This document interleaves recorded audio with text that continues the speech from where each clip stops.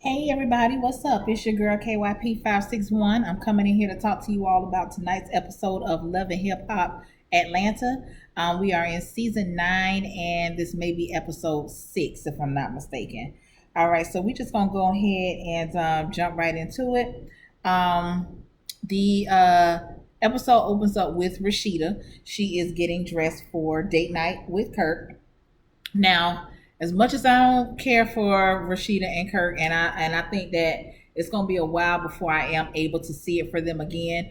The scene was cute. Okay, so she's getting dressed or whatever. She say that he pretty much just told her to be ready and he's gonna come and pick her up. Just like date night, and I love that. Okay, so that scene actually put me in the mind of just last year. My husband did the same thing. It was for our anniversary, and we didn't really have time to plan anything, especially being that our anniversary is always on 4th of July weekend. We got married on July 5th. So he had recently been out of the country, so I really wasn't expecting him to be home. So he basically called me and he was like, pack a bag for about 2 or 3 days, and just have your stuff ready, whatever. So I was like, well, where we going? He was like, don't worry about it, just whatever. Okay, you know what I'm saying. So he had a real nice weekend. We didn't go too far, but we went on the beach. We stayed on the beach. It was a really, really nice hotel. I had a good time. I really did not want to leave. Like, I had a really, really good time. So that scene reminded me of that. He also had, as nice as it was set up, they had waffles, and she was like, okay, waffles, I don't get it. And he was like, this is a throwback to our first date. So I guess their first date was at the Waffle House. Me and my husband's first date was at Bennigan's on the beach in Daytona, Jazz. So, like I said, that whole thing was cute. Like, I like that. I still don't see it for them, although they ain't really did nothing too much this season to get on my nerves. But I still have to warm up to them at this point. But yeah, I thought that was cute. They talk about what's going on with their kids as far as them trying to set things up to where they can leave a legacy for them, so that they'll always have something that's theirs. But like Kirk said, the motherfuckers is spoiled, and I completely believe that, because I say the same thing about my child. You know what I'm saying? It's like, this motherfucker's still in la la land. She has no clue what's going on in the world. You know what I'm saying? And it's like a double-edged sword, because when you grew up a certain way, you want to make sure that your children don't have that same struggle. But then at some points, it's almost like they need to get a taste of it, because then they'll appreciate the things that they have. Because these kids don't appreciate shit. Okay, they think that they're entitled to these things because they're your children. It don't work like that. What the fuck is that? Damn, plastic? What was I even had plastic on it? But anyway, child. So we go over here to Sierra. Sierra's daughter, Paris. Okay, they go to meet up at it looked like some type of restaurant that they were going to meet up with Shooter, and the son, I think his name is Mason. He was already there with Shooter, so I guess it was Shooter's birthday, because Sierra did bring him a gift or whatever. She's basically telling him that the daughter has been getting a little disrespectful. She's been skipping school. She's just, kind of going through the motions, coming into being a teenager. But I also put a little bit of that on the parents, as far as not being attentive to their children, because they so busy trying to be glamorous and doing their own thing, still chasing after women, still running behind a man, and not really paying attention to your children. I can see that happening. Okay.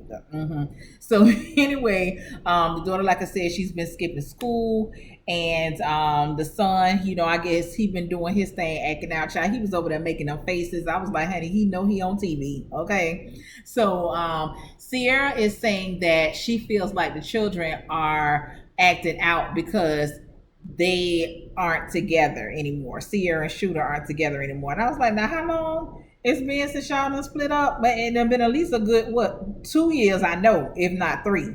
So I was like, I don't know about that, but okay. Talking about they used to seeing them doing things together and all of this, and I was like, y'all throwing me off now. But okay, this is storyline. We're gonna stick with it.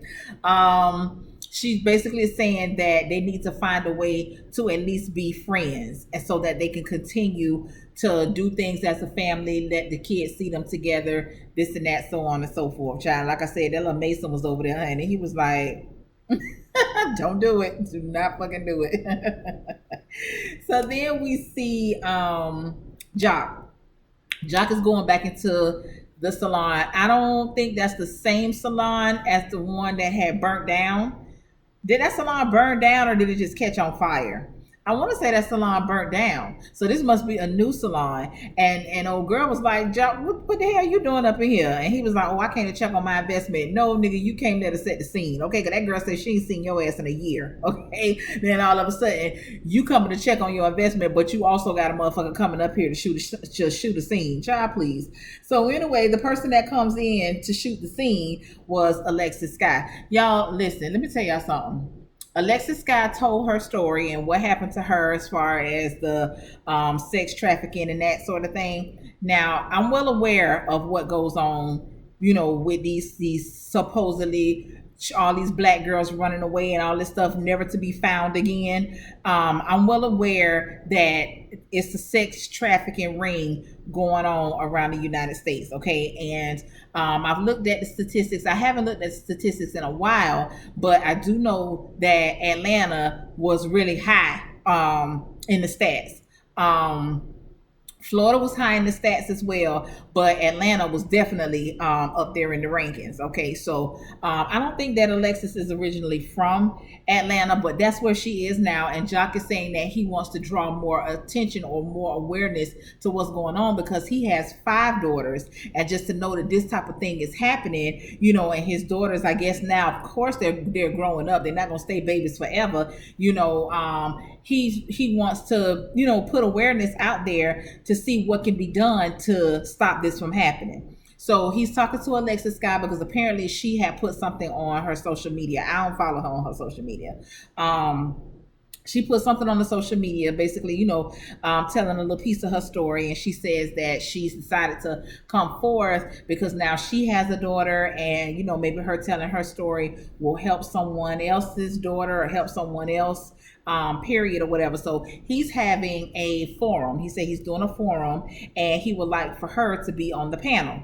She says, okay, let me think about it. Okay, so that was pretty much it. Child, we get over here back to Sierra. Some child and her mammy done jumped Sierra's daughter in the bathroom down to the school.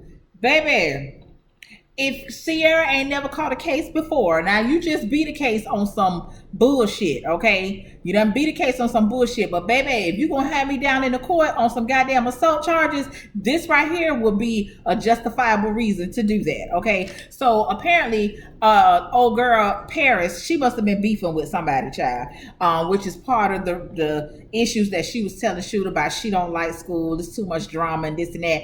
That Paris, she looked like she's something else. I could see the way that she was holding her face, but still, that's neither here nor there. That ain't no reason for no grown ass woman. Now, like Sierra said later on in the show, if the 2 girls was fighting, okay, whatever, you know what I'm saying? But bitch, when your grown ass decide that you gonna come to the school and you and your daughter gonna jump on mine, baby, ain't a motherfucking jail cell around that have been able to hold me down. Okay, so anyway, she's saying, okay, so Sierra's gonna get into the story a little bit later. So we go to Jock's panel. Okay, I'm kind of skipping around a little bit. We go to Jock's panel. He had a few survivors slash advocates there on the panel. They were telling their stories and what happened to them. And like one of them was saying, she was like, we only think about the sex trafficking part, but nobody thinks about the psychological part from these victims with STDs, unwanted pregnancies, violence, just all type of stuff. That one lady said that she was sleeping with 20 men a day, and she was carrying kids with up to her second trimester, so meaning that she actually had to push them kids out.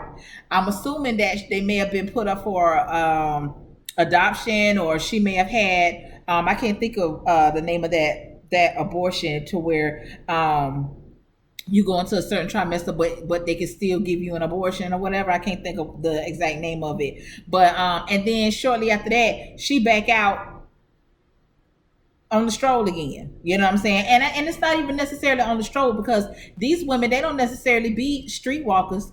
You know what I'm saying? I actually went to school with a guy that was recently arrested, maybe like a year or two ago, for sex trafficking. And I would see this motherfucker all the time. I mean, like, we wasn't homeboy, homegirl, or nothing like that. But like I said, we went to school together, so we was cool. I see this motherfucker down to the newspaper. This motherfucker done been arrested for fucking sex trafficking. I said, I'll be damned. So just like Jock said, it's not always the creepy guy or the guy in the white van or whatever. It could be your damn neighbor. You know what I'm saying? It could be your coworker. It could be, like I said, somebody that you went to school with. It could be anybody that's doing this type of shit. You know what I'm saying? So I was like, God damn. So Alexis Sky, she did show up inappropriately dressed. Okay. Now, my thing is, and maybe that was toned down for her, I don't know. But for you to be going someplace where you talking about sexual abuse, sex trafficking, all of this type of stuff,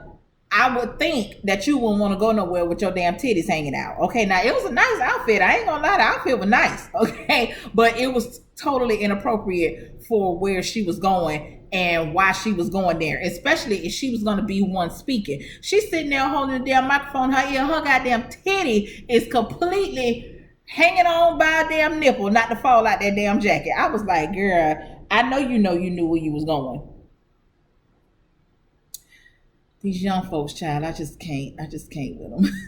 I can't with them. So let me see. Rashida is inviting the girls. She's extending her invitation to the ski trip that she is planning. So they all meet up. They picking out their stuff that they're gonna go skiing in.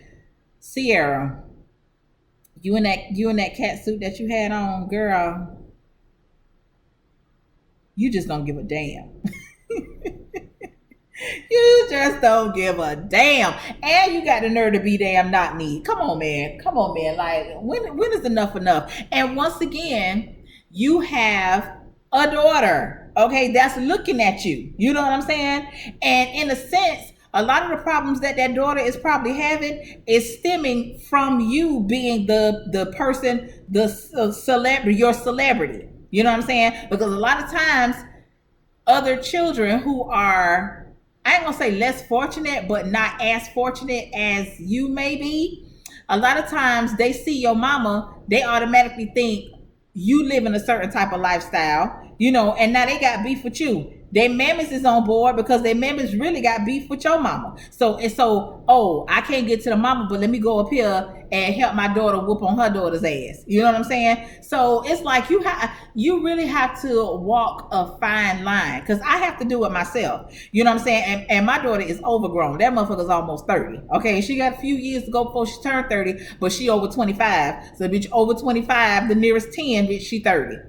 Okay. So, but even still, I have to mind myself sometimes. You know what I'm saying? I have to mind when I'm talking to my friends about shit that we done did before. You know what I'm saying? I have to mind that when I'm around her, because everything that I've done ain't right. And I would not want her to follow behind that. You know what I'm saying? So I try to set an example as mama. You know what I'm saying? She don't need to know me as me. She need to know me as mama. Okay?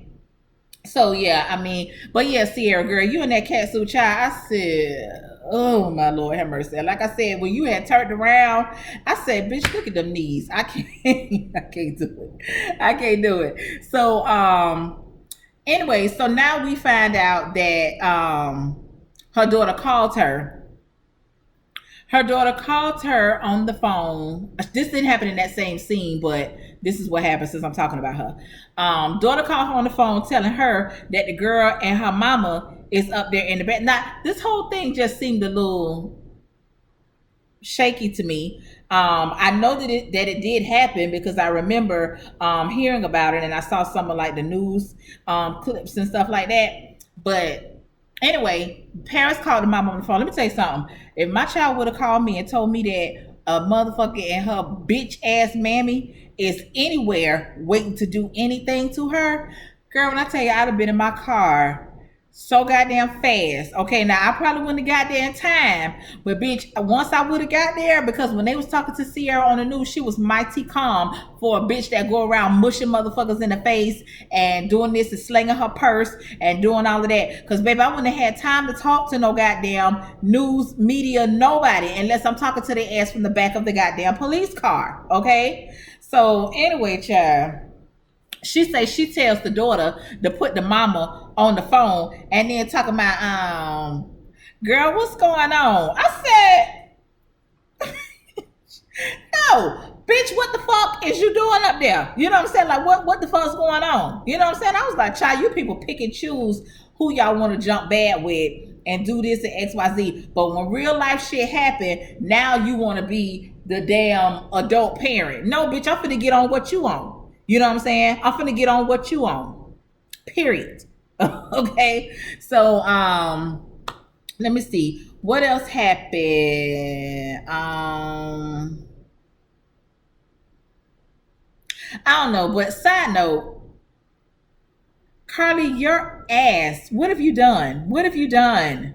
Okay, because now your age is starting to show. I think that's probably what you're doing, because your age is starting to show and you're trying to counter it, because it's clear that you done went and did some shit to your lips, and I hate it. Okay, and you also done something else to your ass. Now, you always had a fake ass, but now that ass is starting to look like you got on a damn pamper. Not a diaper, but a pamper. Okay, it looks bad. And then you had nerve to have a fucking white pants on. I was like, girl, you motherfuckers. I don't know. I don't know. Okay, so anyway, Sierra goes, now she's at Shooter's house telling Shooter what happened or whatever. So she's saying that she wants justice to be served and all this type of shit. Yeah, justice will be served. It'll be served on my terms. Okay, she's saying that she got a restraining order and this and that and blah blah blah. Then Shooter goes on to telling Paris, which further lets me know that Paris beats in a lot of shit. Okay, he goes on to tell Paris that she needs to start making better life decisions, and that she just lost a brother behind some bullshit. You know, because his son, you know, that would have been her brother, was killed during the last season. Or was it season before last? I think it was last season. I don't know, but nonetheless, okay. But that further lets me know that, and old girl said it too. She was like, I ain't saying that my child's no angel. I know she got her shit with her, and I was like, okay, I'm glad that you can admit that, because I can see it. Okay, I can see it, child. But anyway, nonetheless, Paris is gonna be staying with Shooter.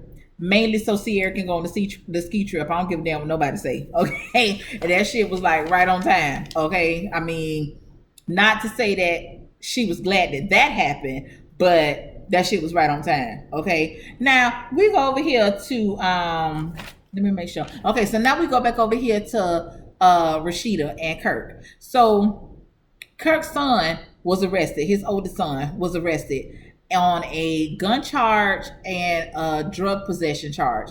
Now, what I want to know is, how the hell did an illegal lane change turn into you searching my car to find that I got a gun and some weed in here? Okay. Now, they said that it was a handgun, and they said that it was one bag of weed. According to the police, they charged them with intent to distribute, possession, some other shit, and a goddamn possession of a fucking sawed-off shotgun and a silencer and all that. I said, wait a goddamn minute. Okay, wait a minute and wait a minute again. Okay, because if that's the case, if the police done padded charges like that, that shit could easily be proven. Okay, because if you confiscated this stuff, where the fuck is the sawed-off shotgun with the silencer, and where's all these damn bricks of weed at? Okay, that you and I better see it.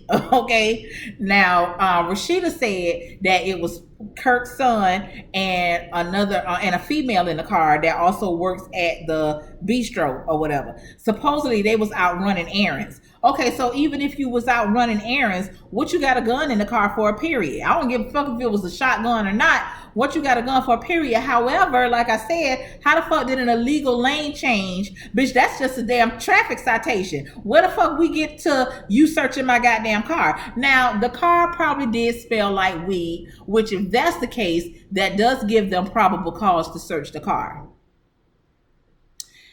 That's probably what happened. And that motherfucker probably did that damn illegal lane change when he saw the fucking police. See, niggas panic. Okay, that motherfucking police officer probably wasn't even paying their ass no goddamn attention. But when you saw the police, you know you riding dirty and you done did some dumb shit. Now you done caught his eye and now he on your ass. Okay, now they didn't give him a bond. I don't know if they gave the girl a bond or not, but I know they definitely didn't give Kirk Jr. a bond. So he's sitting up in there and he tripping, which I'm sure he is, you know what I'm saying, within reason, you know. And like Kirk said, bitch, they probably ran your name, saw that you had a juvenile record for whatever, okay, and they basically treated you like a criminal. But like I said, if they padded them charges, bitch, somebody, I need to have somebody's ass, okay. But so I guess that's pretty much the end of Rashida's ski trip as far as her going, because Kurt was like, you can't leave me here by myself to deal with this. First of all, bitch, that's your son. But it is shit, you know what I'm saying? And what the fuck you want me to do, bitch? I ain't no lawyer. You know what I'm saying? But I get it. Okay, you want to be there to support your man, child, go for it, child, go for it. So anyway, the girls are all arriving to go on the ski trip. Like I said, Carly, your ass looks terrible, and then those white pants didn't make it no better. Rashida does come. She pulls up, you know, basically to tell the girls that she's not gonna be able to go, you know, because she's gonna stay and support Kurt and, you know, all of this stuff, like be there for him. Which, like I said, I really don't know what it is that she can do, but okay, I get it. Support your man, Chad. They on the bus. Bambi on there looking as horsey as ever. Bambi on that bitch looking as horsey as ever, okay? But she has been displaying symptoms of pregnancy. So as we know, currently she is pregnant. So I guess this is what was leading up to that. She's also on that bitch being messy than a motherfucker too, okay? She brings up the fact that she can't believe that Sierra is on the bus with Carly because the last time she saw them, you know, blah, blah, blah. Now, if Sierra is trying to mend her friendship with Carly, why would you bring that shit up?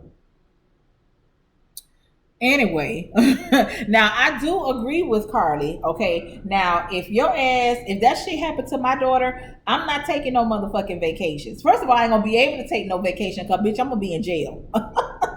So yeah, I wouldn't have been on the bus. Period. You know what I'm saying? But and if I was out on bond to go, bitch, my child would have been going with me because Sierra was saying, you know, how she didn't want to be at the house. Child, didn't the motherfucker say that the people lived in the same building? Bitch, if I don't get your ass at this school, ho, you gotta come home, and I'll be right out front your motherfucking door. Okay, period. Okay, I said. But yeah, like I said, if I did make it to the ski trip, my damn child would have been with me. You know what I'm saying? That would have been something to, you know, ease her mind. I mean, that's not something that you're gonna forget, but at least, you know, take your mind off of what happened to you, because that's traumatic. Like, I ain't never been jumped. You know what I'm saying? I done been in a fight where it was multiple motherfuckers fighting, but I ain't never been jumped, so I don't know what that feels like. You know what I'm saying? The fights that I done been in, them bitches done been brawls, okay? But it was many of folks fighting. that only happened 2 times. That was my former life. I keep trying to tell y'all, bitch, I ain't no joke. Okay, bitch, I'm retired, but bitch, Okay, so anyway, like I said, Babby ass on there being messy or whatever, and when they go to talking about, oh, Sierra gave her some peanuts or some shit. I guess her stomach was upset, and she was like, you know, get the peanuts for the salt to like calm the stomach. And Sierra was like, bitch, the only time I had to do that is when I was pregnant. This fool talking about she breastfeeding, so she can't get pregnant. And it was like, bitch, who told you that? I said, who knows, child? Who knows? Sierra then gets a text from Shekinah, You know, they gotta incorporate her in some sort of way. She gets a text from Shekinah. Shekinah says that she is driving up to the ski trip. So they on their way to Tennessee. Bitch, if I got to drive to Tennessee for anything, I'm not going. I'm not fucking going. But anyway, she says she driving up. She gonna meet them there. Spice ain't even with it. So now we see that there's some beef brewing between Spice and Shekinah, because Spice says Shekinah basically is a two-faced bitch. She say one thing and be one type of way when they face to face, but then when she get behind her back, it's something else. So she kind of must have done said some shit and it got back to Spice. So Spice, I have faith and trust that she is gonna let it be known whatever the fuck it is, because she said that she kind of know what the fuck I'm talking about. So you know, hopefully Spice stays true to the reputation that she has made for herself on Love and Hip Hop, and she's gonna be out and open with it. Like, bitch, my problem is XYZ, and you did ABC. Okay, so I guess I'm just gonna go ahead and lay around for that. Karen is coming over to she goes over to Scrap's house. So Scrap is moving, and Cheyenne is over there helping him move.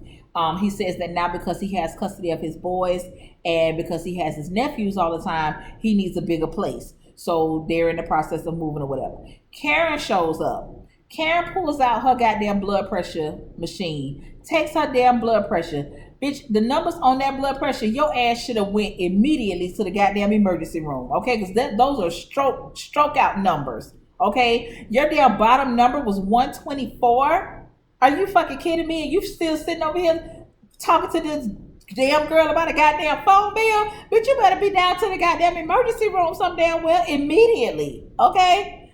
But anyway, they beefing over a damn cell phone bill, child. Karen and Cheyenne. Cheyenne apparently has a line on Karen's main account, and she didn't pay the shit. I would be upset by that too, cause bitch, you can't tell me you ain't got a little funky ass. Can't be no more than $100, if that. Okay, but anyway, she didn't pay it for whatever reason. Karen saying that she didn't pay it because Karen had to cursed her out, I guess, prior to the bill being due or whatever. And she said that Cheyenne called her a bitch. That's why she cussed. I think she said "fuck you, bitch" or something. And old girl was like, "I didn't say that." You know what I'm saying? Karen was like, "Yes, you did." You know. So the girl was like, "Well, what can we do to make it better?" She was like, "Well, you can apologize." And she was like, "Well, I'm not gonna apologize because I didn't say that." You know what I'm saying? So Scrap was like, at some point, one of y'all got to be the bigger person. And Karen was like, "No, I'm gonna be the little bitch today." I said, "Bitch, I know that's right." I know that's right. So anyway, so I guess Karen was like, "Well, bitch, since I'm over here, and you know, since we all here, did you tell Scrap about Shooter?" And then Cheyenne was looking like, "You motherfucker." And so Scrap was like, "What about Shooter?" And that's where the show ends. But I do see that Kara also gonna drop that T and say, "Bitch," and word on the streets is he talking to somebody else. I said, Karen. But I can't wait to see how that go down, child. So I will lay around for it. That is all that I have for tonight's episode. Just real quick, when that went off, they did the premiere of T.I., the Family Hustle. I'm not going to review it. I'm going to watch it, but I'm not going to review it. I haven't really watched it consistently, season per season, but I do plan on tuning in since don't nothing else come on at 9 o'clock or whatever. But I do want to say this: Latoya Luckett's husband. I already know I'm gonna be cussing your ass out. Now, my condolences to you on the death of your mother. Okay, but you're an asshole. I just thought that I would put that out there because as what I remember about you when they introduced you to the show, but and I know that you had a daughter from a previous relationship, maybe previous marriage. I'm not sure, but I know you definitely had a daughter from a previous relationship that you was going to go see every weekend. I believe. I think that child live in Texas. I think, and on y'all honeymoon with you and Toya, you brought your daughter on the honeymoon, if I'm not mistaken. Now I hadn't forgot about you, but tonight, okay, I was reintroduced to you, and it seems to me like you over there being a jackass. Okay, now I understand people they go through they grieve differently. Some people are angry. You know what I'm saying? Some people are very emotional. They sad, you know. So my main thing is I just stay out the way. I let you come to me. If you want to talk to me, I'm here for you. But I don't push myself off on nobody. You know what I'm saying? Because everybody don't like that. You know what I'm saying? But I'm gonna have my eye on your ass. Sure is. And Regine. Y'all know I done cussed Regine ass out a couple of times, okay? But what I do want to say is don't get grand on this damn show because you and YF and Lucci or whatever his goddamn name is, that old ass man that you was messing around with. So now your relationship is over. You claimed that the relationship was over because he didn't respect you. He had displayed that quite a few times before it ended up with the last big blowout, which you claim was the cucumber party that they had. So you on here talking about, anybody that goes to something like that is dirty and trashy and this and that and that and this. But bitch, wasn't you there too? I know you was there. Child, please. Well, like I said, y'all, that's it for me for tonight. So thank you all so much for clicking on the video. Please like, comment, and subscribe to the channel if you have not already. Until the next time, y'all, peace out.